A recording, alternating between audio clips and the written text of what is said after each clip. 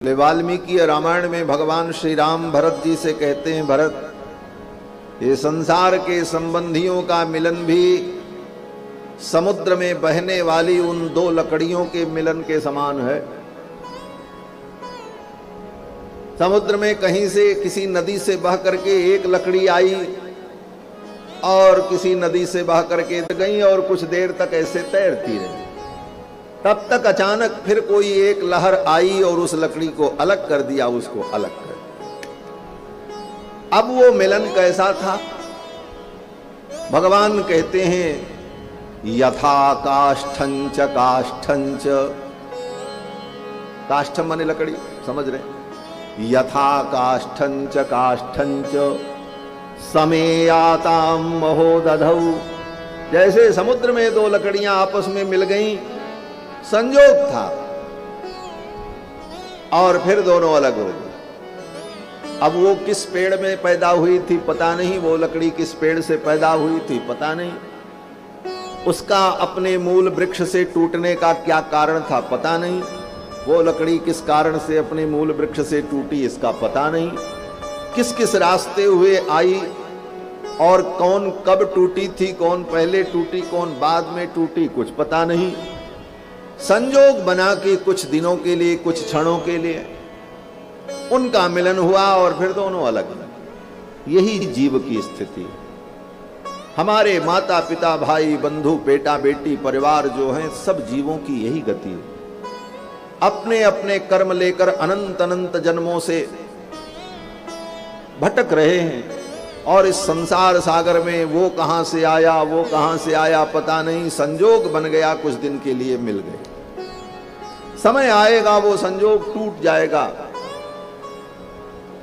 लेकिन फिर भी हम अज्ञान के कारण, मोह के कारण ये सदा हमारे ही बने रहें, बस यहीं से दुख की शुरुआत हो जाती है।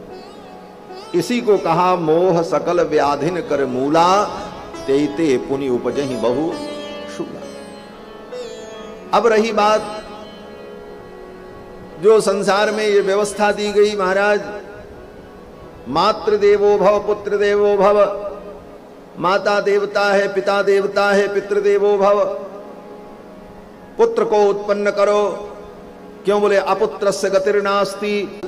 संसार के इस व्यवहार को व्यवस्थित रखने के लिए कोई नियम नहीं बनेगा तो सब व्यवस्था ही बिगड़ जाएगी, अराजकता पैदा हो जाएगी। इसलिए शास्त्र ने एक व्यवस्था दी, इसमें चलो, लेकिन इस व्यवस्था के साथ साथ वास्तविकता को भी जानने का प्रयास। वास्तविकता क्या? और यही मोह जब वास्तविकता को भूलकर व्यवहार को ही सत्य मान लेता है और उसी में रच पच जाता है, अनात्मक ही है। आप ऐसे समझ जाओगे कि जब किसी बीमारी में आप ऑपरेशन कराने जाते हैं तो डॉक्टर आपको एनेस्थीसिया दे देता है, फिर आपका पेट चीर डाले, पैर काट डाले, दर्द होता है? नहीं होता। क्यों नहीं होता? बोले ऐसी दवा दे दी कि अब आपके शरीर में होने वाले दुख का ज्ञान आपके मस्तिष्क को नहीं होता। इसी से सिद्ध है कि ये दुख सुख भी केवल ज्ञानात्मक है। उसका ज्ञान होता है आत्मा को तो लगता है हम दुखी हो गए, हम सुखी हुए। तो इस ज्ञानात्मक सुख दुख को जीव अनुभव करता रहता है और यही जीव की अनादिकाल से दशा है। इस दुख सुख से दोनों से उपरति हो जाए, अत्यंतोपरतिर यस्य दुःखस्य च सुखस्य च, सुख और दुख दोनों की आत्यंतिक निवृत्ति, यही मोक्ष की स्थिति है। इसी का नाम मुक्ति है, यही परमानंद है। कहते हैं साध्य नहीं हो पाते। तो मोह के विनाश के लिए क्या करें? गोस्वामी तुलसीदास जी महाराज लिखते हैं कि बिनु सत्संग न हरि कथा, अत्यहि बिनु मोह न भाग। जब तक जीवन में सत्संग नहीं होगा तब तक भगवान की कथा नहीं मिलेगी। और भगवान की कथा जब तक नहीं मिलेगी तब तक मोह का नाश नहीं होगा। बिनु सत्संग न हरि कथा और ते ही बिनु मोह न भाग। अमोह गए बिनु राम पद हो ही न दृढ़ अनुराग। जब तक मोह का नाश नहीं होगा तब तक भगवान के चरणों में दृढ़ अनुराग नहीं। और भगवान तो अनुराग से रीझते। भगवान को रिझाने का यही तरीका है अनुराग। रीझत राम सप्रेम निसोते। ठाकुर तो 10 लक्षण क्या है? बोले सर्ग, विसर्ग, अस्थान, पोषण, ऊती, मन्वंतर, ईशानुकथा, निरोध, मुक्ति और आश्रय। इन 10 चीजों को जिस ग्रंथ में अनुभव किया जाए, इन 10 विषयों का जहां वर्णन हो उसको पुराण कहते। और इन 10 विषयों का वर्णन जो है इस भागवत महापुराण में क्रमशः वेदव्यास जी ने किया है। पहला सर्ग। सर्ग माने भगवान जब सृष्टि का संकल्प करते हैं, ये सृष्टि ऐसे नहीं बन जाती अपने आप। इसका मूल कारण क्या है? बोले प्रलय काल में जब सारी सृष्टि समाप्त हो जाती है, संपूर्ण प्रकृति ये जो दिखाई पड़ रही है अनंत अनंत ब्रह्मांड, सूर्य चंद्रमा नक्षत्र, पृथ्वी जल तेज वायु आकाश, इसका 2 रूप है, एक स्थूल रूप एक सूक्ष्म रूप। अभी जो दिख रहा है ये स्थूल रूप है, और जब प्रलय होता है तो ये सब अत्यंत सूक्ष्म हो जाता है।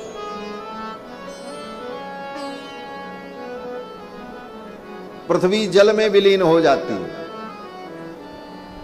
और जल अग्नि तत्व में चला जाता है, अग्नि तत्व वायु तत्व में विलीन हो जाता है, वायु तत्व आकाश तत्व में लीन हो जाता है, और फिर वो आकाश तत्व महत तत्व में लीन हो जाता है, महत तत्व मूल प्रकृति में लीन हो जाती है, और वह मूल प्रकृति अत्यंत सूक्ष्म रूप से भगवान के अंदर प्रविष्ट हो जाती है। ये इसका सूक्ष्म रूप होता है, लेकिन वो नष्ट नहीं होती, प्रकृति रहती है। परमात्मा के अंदर जो रहती वो सूक्ष्म रूप में रहती है। अब बचा कौन? बोले जीवात्मा, जो हम आप हैं। इसकी भी यही दशा होती है। जीवात्मा का जो शरीर है ये तो भौतिक है, इसमें जो पृथ्वी जल तेज वायु आकाश 5 तत्व हैं ये अपने तत्वों में चले जाते हैं, और उसी क्रम से पृथ्वी जल में जल, अग्नि में अग्नि, वायु में वायु, आकाश में लय हो जाती है। अब बचा ये सूक्ष्म जीवात्मा, तो ये सूक्ष्म जीवात्मा भी प्रलय काल में भगवान के अंदर विलीन हो जाती है। तो प्रलय काल में सूक्ष्म चिद का मतलब जीव, और सूक्ष्म अचिद, अचिद माने माया प्रकृति, दोनों सूक्ष्म रूप से परमात्मा में लीन हो जाते हैं। उस समय परमात्मा का जो स्वरूप होता है उसको कहते हैं सूक्ष्म चिद चिद विशिष्ट। सूक्ष्म चिद अर्थात जीव, और सूक्ष्म अचिद माने प्रकृति, दोनों से विशिष्ट वो परमात्मा उस काल में भी रहता है, इसलिए उसका नाम सूक्ष्म चिद चिद विशिष्ट। और फिर जब सृष्टि का समय आता है तो सूक्ष्म चिद चिद विशिष्ट परमात्मा जो हैं वो संकल्प करते हैं कि ये सृष्टि उत्पन्न हो, ये सृष्टि प्रकट हो, और भगवान के संकल्प करते ही उनके अंदर से वो सूक्ष्म प्रकृति बाहर आ जाती है और सारे जीव बाहर आ जाते हैं, और फिर ये चहलकदमी पूरे ब्रह्मांड में शुरू हो जाती है। तब बोले इस स्थिति में भगवान स्थूल चिद चिद विशिष्ट हो जाते हैं, माने प्रकृति भी स्थूल रूप में आ गई और जीव भी स्थूल रूप में आ गया, और उस काल में भी वो दोनों भगवान में ही रहते, भगवान से बाहर नहीं रहते। ये संसार का प्रपंच जो दिखता है ये भी भगवान के अंदर ही दिख रहा है, भगवान से बाहर नहीं। तो सृष्टि के प्रारंभ काल में सूक्ष्म चिद चिद विशिष्ट भगवान, और प्रलय और सृष्टि हो जाने के बाद स्थूल चिद चिद विशिष्ट भगवान। एक कारण बनते हैं और दूसरे रूप में वो कार्य बनते हैं। इस कार्य कारण की जो एकता है, जो कारण है वही कार्य बना है, इसी एकता को लेकर के अद्वैत सिद्धांत कहा जाता। लोग कहते हैं अद्वैत, अद्वैत माने क्या? अद्वैत का यही अर्थ है कि जो कारण सूक्ष्म चिद चिद विशिष्ट है और जो कार्य ये संसार स्थूल चिद चिद विशिष्ट है, इन दोनों में भेद नहीं है, दोनों एक ही हैं। वही परमात्मा कारण था और वही कार्य बन गया, इसलिए दोनों में अभेद है। इसी का नाम अद्वैत है, अर्थात द्वैत नहीं है। लेकिन इस द्वैत में एक विशेषता भी है। क्या विशेषता है? बोले जो कारण परमात्मा था उस समय भी वो सूक्ष्म चिद चिद विशिष्ट था, और जब सृष्टि बनी तब स्थूल चिद चिद विशिष्ट हुआ, तो दोनों काल में उसमें विशिष्टता दिखाई पड़ रही थी, इसलिए वो विशिष्टाद्वैत है। यही विशिष्टाद्वैत सिद्धांत वैष्णव का सिद्धांत है, इसको विशिष्टाद्वैत कहते हैं। तो भगवान जो सृष्टि करते हैं उसी का नाम सर्ग है, शुरुआत वहीं से होती है। और सर्ग, संपूर्ण सृष्टि को सर्ग नहीं कहते। भगवान से जब सृष्टि प्रारंभ होती है तो भगवान के संकल्प से भगवान के अंदर जो प्रकृति है वो प्रकृति प्रकट होती है, महत तत्व प्रकट होता है, और फिर पांचों तत्व प्रकट होते हैं, उनकी तन्मात्राएं प्रकट होती हैं, फिर ब्रह्मा जी का प्रादुर्भाव होता है। भगवान की नाभि से ब्रह्मा प्रकट होते हैं। तो ब्रह्मा जी की उत्पत्ति पर्यंत जो सृष्टि भगवान के संकल्प से हुई उसका नाम सर्ग है। ब्रह्मा जी तक, उसके आगे नहीं। ब्रह्मा जी को भी प्रकट करना एक सृष्टि का ही तो काम है। तो ब्रह्मा जी को भगवान जो प्रकट करते हैं, और ब्रह्मा जी के प्रकट करने के पहले ब्रह्मांड भी बन जाए, आकाश इत्यादि सब रहेगा, तो ये संपूर्ण सृष्टि को भगवान जब अपने अंदर से व्यक्त करते हैं, प्रकट करते हैं और ब्रह्मा को उत्पन्न करते हैं, यहां तक जो सृष्टि होती इसका नाम सर्ग। अब ब्रह्मा जी आगे जो सृष्टि बढ़ाते हैं उसका नाम विसर्ग, उसका नाम विसर्ग है। अत्र सर्गो विसर्गश्च, इसको विसर्ग कहा जाता है। और फिर ब्रह्मा जी जब सृष्टि आगे बढ़ाते हैं तो ब्रह्मा जी अलग अलग ब्रह्मांड सब बनाते हैं, स्थान बनाते हैं, सूर्य लोक, चंद्र लोक, वरुण लोक सब बनेगा तभी तो लोग वहां रहेंगे। इसका नाम स्थान, तत्तद स्थानों का निर्माण। सर्ग विसर्ग स्थान तीन हुए। फिर इसके बाद पोषण, सब तो बन गया, ब्रह्मा जी ने सब ब्रह्मांड बना डाला, सब कुछ कर दिया, लोग पैदा हो गए, चारों तरफ सृष्टि बन गई। अब ये सृष्टि जिंदा कैसे रहे, इसका पोषण किससे हो? तो पोषण भगवान के द्वारा होता है, और भगवान के द्वारा जो पोषण होता है ये पुराण का चौथा तत्व है। सर्ग, ब्रह्मा जी तक की सृष्टि सर्ग, ब्रह्मा जी से आगे जो सृष्टि बढ़ी उसका नाम विसर्ग, फिर ब्रह्मा जी ने अलग अलग लोक बनाया, इसका नाम स्थान, और सब बनने के बाद अब सब जीव आनंद से जी रहे हैं, चल रहे हैं, इसका नाम पोषण। और ये पोषण क्या है? बोले भगवान का अनुग्रह, पोषणम तदनुग्रह। भगवान के अनुग्रह से, भगवान की कृपा से ही सब चलता रहता है, इन सब का पोषण होता रहता है। ये पुराण का चौथा विषय है, पोषण, भगवान का अनुग्रह। भगवान का अनुग्रह न हो तो ब्रह्मा जी कितनी भी सृष्टि बनावें, सवेरे बनावें, शाम को सब खत्म हो जाएगा, कोई रहेगा ही नहीं। वो तो भगवान सबका पोषण करते रहते।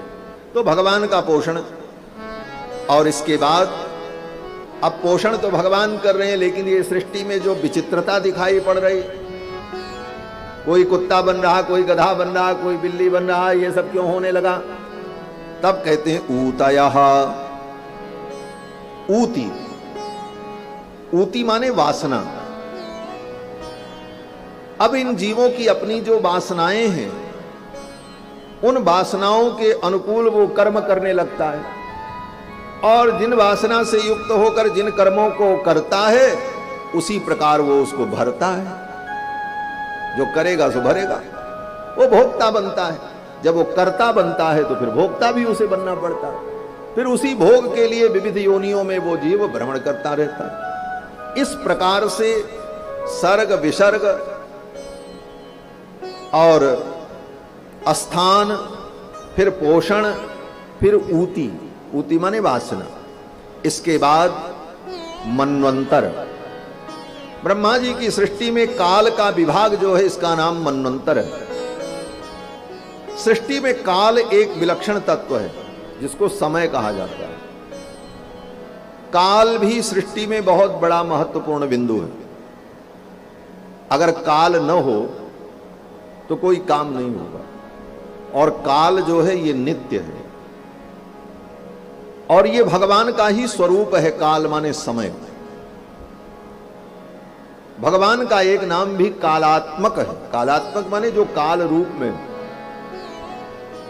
और काल भी नित्य है जैसे भगवान नित्य है। काल नित्य क्यों है बोले, कभी भी किसी को काल की अनित्यता का अनुभव नहीं होता। काल सदा रहता। जैसे आप अगर कहो कि जब सृष्टि हुई तो उसके पहले क्या था, तो उसके पहले कहेंगे तो फिर काल आ गया कि नहीं आ गया? काल तो तब भी रहेगा। जब ये सृष्टि नहीं रहेगी, जब नहीं रहेगी उस समय, ये समय जोड़ना पड़ेगा तभी वाक्य पूर्ति होगी। समय उस समय भी रहेगा। काल नित्य है, काल कभी नहीं समाप्त होता। जैसे भगवान नित्य व्यापक हैं उसी तरह काल भी व्यापक है। काल रूप में भगवान सर्वत्र व्याप्त है। जैसे भगवान सब जगह व्याप्त हैं। अंतर बहिश्च तत्सर्वं व्याप्य नारायण स्थितः सर्वभूत निवासोसी वासुदेव नमोस्तुते। जो समस्त भूतों में, समस्त प्राणियों में, कण कण में विद्यमान है व्यापक रूप में, उसी प्रकार काल भी व्यापक है। काल सब जगह है। ब्रह्मलोक हो, शिवलोक हो, वरुण लोक हो, वैकुंठ हो, काल सब जगह है। जहां कहीं भी आप जाओ काल सब जगह है। तो काल की नित्यता। तो इस काल का भी व्यवहार के लिए विभाग होता है। काल तो ऐसे अखंड है। जो नित्य होता है वो अखंड होता है। अभी एक नियम है, जिसमें ब्लॉक्स होंगे, टुकड़े होंगे, वो नित्य नहीं हो सकता। क्यों बोले, 2 टुकड़ा हुआ तो फिर 4 भी होगा, 4 भी होगा तो फिर 8 भी होगा, फिर एक दिन वो खत्म भी हो जाएगा। तो जिसके खंड हो वो नित्य नहीं होता। तो काल नित्य है, इसलिए काल भी अखंड है और एक है। कालस्त्वेक एव, काल एक ही। अब रही बात ये व्यवहार के लिए पास्ट, प्रेजेंट, फ्यूचर, ये सब व्यवहारिक बातें हैं। केवल व्यवहार में समझने के लिए भूतकाल, भविष्यकाल, वर्तमान काल, अनद्यतन भूत, अद्यतन भूत, अनद्यतन भविष्य, अद्यतन भविष्य, परोक्ष भविष्य, परोक्ष लिट, ये सब प्रयोग जो होता है ये केवल व्यवहार के लिए है। लेकिन मूलतः काल जो है वो नित्य है। अब इस काल में जो ये विभाग व्यवहार है इसी को मनवंतर कहा जाता है। 1 मनवंतर, 2 मनवंतर, 14 मनवंतर, अनेक अनेक मनवंतर। एक मनु से, एक मनु का जो काल होता है उसको 1 मनवंतर, फिर 1 मनु गए, दूसरे मनु आए, फिर सृष्टि बढ़ाई, फिर उनका काल रहा, और ऐसे ऐसे सब समझने के लिए जो विभाग काल का किया इसी का नाम मनवंतर है। यह भी पुराण का एक विषय है। और इसके बाद ईशानु कथा। ईशानु कथा का मतलब भगवान का चरित्र। अब इस सृष्टि में सर्ग विसर्ग, स्थान, पोषण, ऊती, मनवंतर, इन सब का विभाग होने के बाद इसी सृष्टि में भगवान भी आकर के लीला करते हैं। जैसे व्यक्ति अपने ही पुरुषार्थ से व्यक्ति घर बनाता है, जमीन भी वही लेता है, सामान भी वही लाता है, घर भी बनाता है, घर की एक एक वस्तुओं को वही सजाता है और फिर उसके बाद उसी में वो रह करके आनंद लेता है। उसी प्रकार संपूर्ण सृष्टि को बना करके भगवान इसी सृष्टि में प्रकट होकर के लीला करके आनंद लेते हैं। इसका नाम ईशानु कथा है। इसी को ईशानु कथा कहते। भगवान ईश परमात्मा अवतार लेकर के विविध लीलाएं करते और उन्हीं कथाओं को हम लोग सुनते हैं।